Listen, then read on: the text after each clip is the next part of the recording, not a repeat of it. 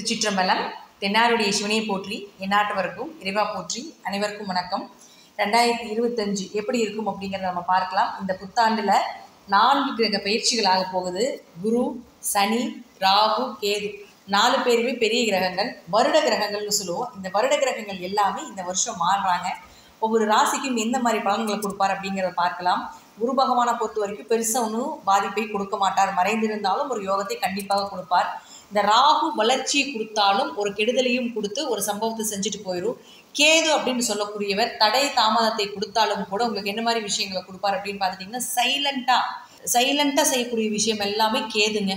எல்லாத்தையும் பிரம்மாண்டப்படுத்தி செய்யக்கூடியது எல்லாமே ராகு. வெளிப்படையாக சத்தமாக செய்கிறது எல்லாமே ராகு.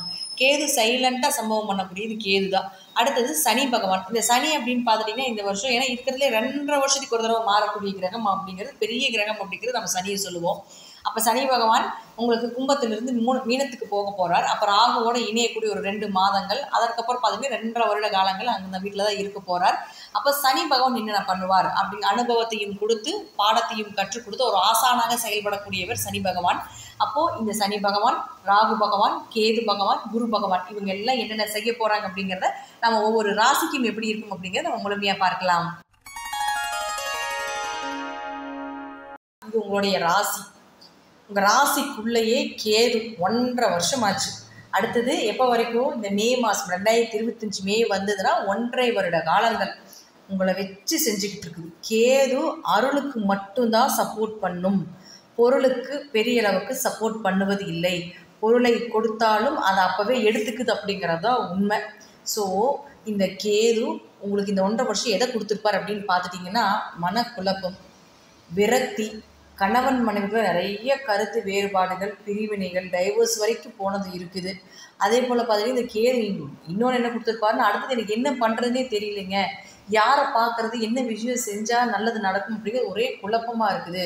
தனிமையில் இருக்கிற, ஒரு ரூம்குள்ளே போய் சாத்திட்டு இருக்கிற, யாரை பார்க்கறதுக்கு எனக்கு பிடிக்கல, எனக்கு சாப்பிட்றதுக்கு பிடிக்கல, எதுவுமே எனக்கு பிடிக்கல.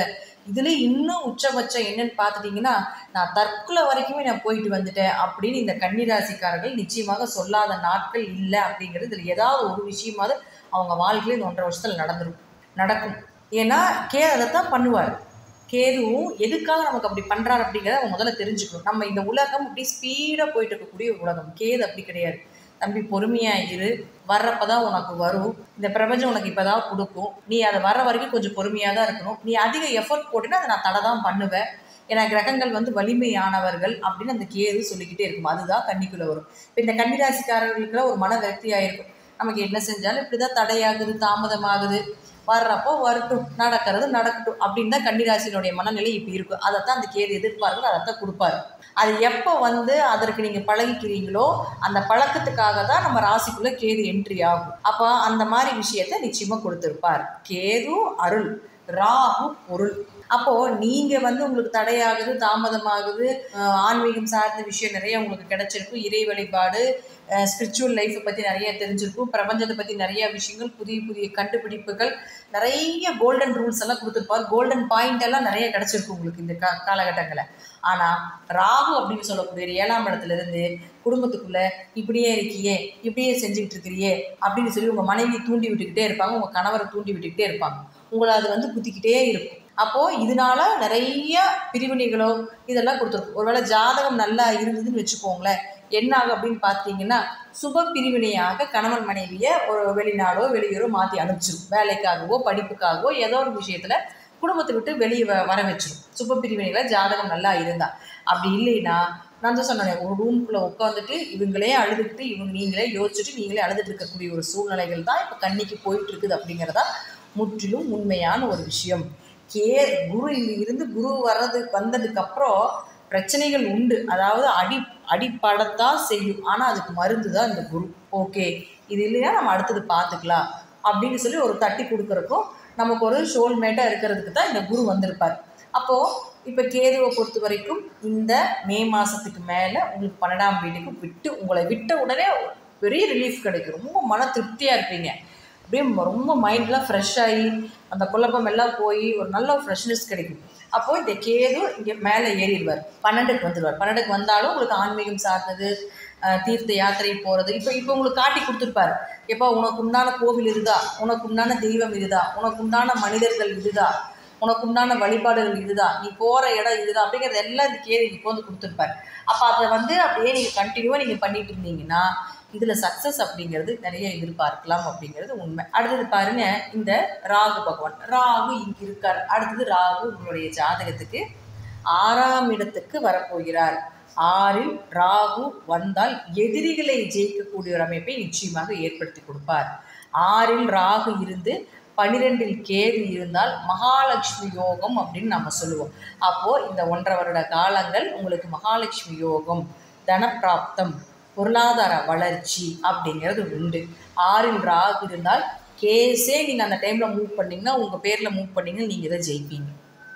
அப்போது 6ல் ராகு வரக்கூடிய காலகட்டங்கள் கடன், நோய், எதிரி, வழக்கு, உத்தியோகம் இதெல்லாம் 6 தான். அப்போ அங்கே ராகு வரும் பொழுது கடனை கொடுப்பார், அதையும் நல்லா தெரிஞ்சுக்கணும். கடனையும் கொடுப்பார், எதிரியை அதிகப்படுத்தியும் கொடுப்பார், நோயையும் கொடுப்பார், வேலையில் பிரச்சனைகளையும் கொடுப்பார், வம்பு வழக்குகளையும் கொடுப்பார்.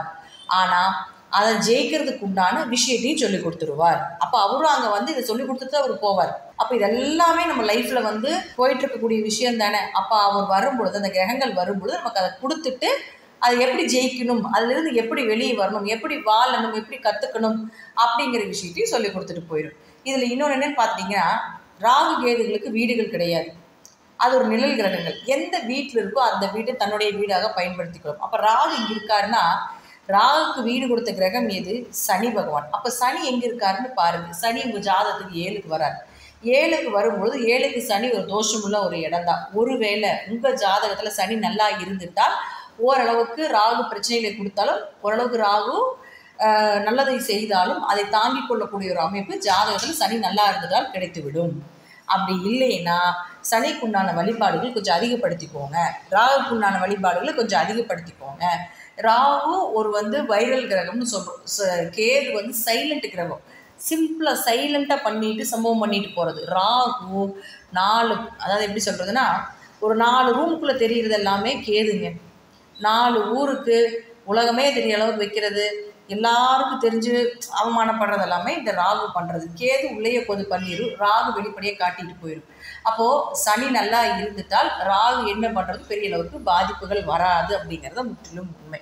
ஸோ அதற்குண்டான ராகு ரொம்ப நல்லா இல்லைன்னா ராகுக்குண்டான வழிபாடுகளும் பண்ணணும், சனி பகவானுக்குண்டான வழிபாடும் கண்டிப்பாக நீங்கள் செஞ்சால் தான் நல்லா இருக்கும். ஏன்னா ராகு 6ல் யோகத்தை கொடுத்தாலும் ஓரளவுக்கு அவயோகத்தையும் கொடுப்பார். பிரம்மாண்டத்தின் உச்சம் ராகு, உச்சத்தை காட்டி இதில் ஒன்றும் இல்லை அப்படின்னு சொல்லக்கூடியது கேது. ராகு உச்சத்தை கொடுத்து உச்சத்திலிருந்து வெளியே கேது இழுத்துட்டு வந்துடுவார். எப்பா இதெல்லாம் ஒன்றும் இல்லை, வாப்பா நீ ஆன்மீகத்துக்கு வந்திருப்பா அப்படின்னு சொல்கிறது கேது. ஸோ ராகுவும் கேதுவும் நிழல் கிரகமாக இருப்பதனால வீடு கொடுத்த சனி பகவானும் கேதுவுக்கு வீடு கொடுத்த சூரியனும் உங்கள் ஜாதகங்கள் நல்லா இருந்துட்டால் இவர்களால பாதிப்புகள் கொஞ்சம் குறைவு. அடுத்தது பாருங்கள், குரு பகவான். இந்த குரு அப்படின்னு சொல்லக்கூடிய உங்கள் ஜாதகத்தில் 9ஆம் இடத்துல இருந்து உங்களுக்கு வெளியூர் வெளிநாடு பயணங்கள், உயர்கல்வி படிக்கக்கூடியது, 2ஆம் திருமணத்துக்கு உண்டான ஒரு அமைப்பு, நல்ல குரு அமைச்சு கொடுக்கறது, ஆன்மீகத்தினுடைய எல்லை, ஆன்மீகத்தினுடைய உச்சத்தை கொண்டு போய் இந்த குரு உட்காந்து கொடுத்துருப்பார். 9ல் குரு இருக்கும் பொழுது ஓடி போனவனுக்கு 9ல் குருவாங்க, அப்படி கிடையாது. ஓடி ஓடி உழைப்பவனுக்கு 9ல் குரு. அப்போ உங்களுக்கு இதெல்லாம் அங்கே நடந்துட்டு இருக்கும். இப்போ இந்த குருவும் உங்களுக்கு மாறுவார். அப்போ இந்த குருவும் உங்களுக்கு மே மாதம் 10க்கு வரும்பொழுது தொழிலை கொடுப்பார். உங்கள் தொழில் இதுதான், தொழிலுக்கு உண்டான விஷயங்கள் இதுதான், தொழிலில் எப்படி பொறுமையாக இருக்கணும். ஏன்னா குரு அப்படின்னு சொல்லக்கூடியவர் பொறுமை, நிதானம் இதெல்லாமே குரு தான். பரோபகாரம் இதெல்லாமே குரு தான். அப்போ தொழிலையும் கொடுத்து அங்கே என்னென்ன செய்யணும் அப்படிங்கிறதையும் கொடுப்பார். இருப்பினும் சொந்த தொழில், ஏன்னா குரு வந்து இருக்கிற இடத்த கொஞ்சம் பால் செய்வார் அப்படிங்கிற அமைப்பு உண்டு, அதாவது கெடுப்பார் அப்படிங்கிற அமைப்பு உண்டு. அப்போ 10ல் குரு வரக்கூடிய ஒரு இடத்துல தொழிலில் உட்காந்து வேலை செய்ய கொடுக்க மாட்டார். இப்போ சொந்த தொழில் பண்ணுறவங்க எல்லாமே உட்காந்துட்டு ஓனராக உட்காந்துட்டு நம்ம அமௌண்ட் வாங்கி போட்டிருப்போம் இல்லைங்களா, அதெல்லாமே பண்ணாமல் கொஞ்சம் வேலைப்பளவு அதிகப்படுத்தி கொடுப்பார், ஓடி ஓடி உழைக்க வைப்பார். அப்போ அதற்கு உண்டான விஷயத்தை எல்லாமே இந்த குரு கொடுப்பார். ஸோ குருவும் நல்லது தான் செய்வார் அப்படிங்கிறதுலேயும் மாற்றம் கிடையாது.